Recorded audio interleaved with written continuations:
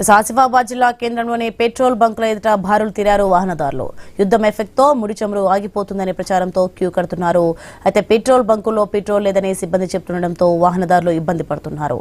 Petrol కొరత లేకుండా కేంద్ర రాష్ట్ర ప్రభుత్వాలు సమన్వయం చేయాలని అంటున్నారు.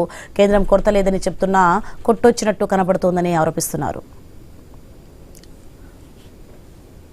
చూసుకున్నట్టే కొమరం ఆసిఫాబాద్ జిల్లా జనకాపూర్లో నుంచి చూడండి పెట్రోల్ కొరతలు ఇక్కడ మన చూడండి గత 5 బంకులు వెళ్ళాను నేను. 5 బంకుల్లో 4 బంకుల్లో ఎలాంటి స్టాక్ లేదు. ఒక మన జనకాపూర్లో మన దిలీప్ బంకులో మన ఇక్కడ చూసుకుంటే ఎన్నో వాహనాలు అనేవి వేస్తున్నాయి. చూసుకుంటే యుద్ధం కారణం వల్ల 4 రోజులు పెట్రోల్ రాదు అనే ఉద్దేశంతో అందరూ బండ్లన్నీ ట్యాంక్ ఫుల్ చేసుకుంటున్నారు. ఇక్కడ చూసుకుంటే అయితే నేను 25 నిమిషాల నుండి వెయిట్ చేస్తున్నాను. ఇప్పటి వరకు కూడా నా బండిలో ఇంకా పెట్రోల్ అనేది వేయడం జరగలేదు. ఇంకా ఇది ఎన్ని రోజులు కొనసాగుతో వేసి చూడాలి. ఓకేనా, యుద్ధం కారణం మనకు ఎంత ప్రభావం చూపిస్తుందో ఇక్కడ మనకు పెట్రోల్ కొరత మనకు ఏర్పడు.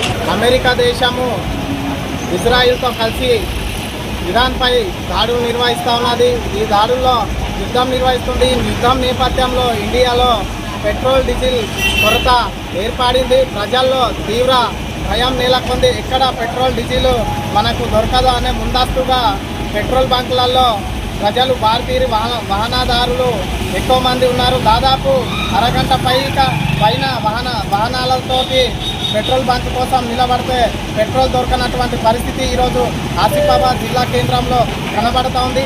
ఏదైతే ఆసిఫాబాద్ జిల్లా కేంద్రంలో 5 పెట్రోల్ బంకులు ఉన్నప్పటికీ 4 పెట్రోల్ బంకులు ఇప్పటికే డీజిల్ కొరతతో నో స్టాక్ బోర్డు పెట్టేయడం జరిగింది. ఇక్కడ ఉన్నటువంటి ఒకటే ఒక బంక్ నడుస్తూ ఉన్నది. ఈ బంకులో వచ్చి దాదాపు 40 నిమిషాలైనా ఇప్పటి వరకు పెట్రోల్ దొరకనటువంటి పరిస్థితి ఈ జిల్లా కేంద్రంలో కనబడుతూ ఉంది. ఈ పెట్రోల్ కొరత డీజిల్ కొరత లేకుండా చూడాలని కేంద్ర ప్రభుత్వం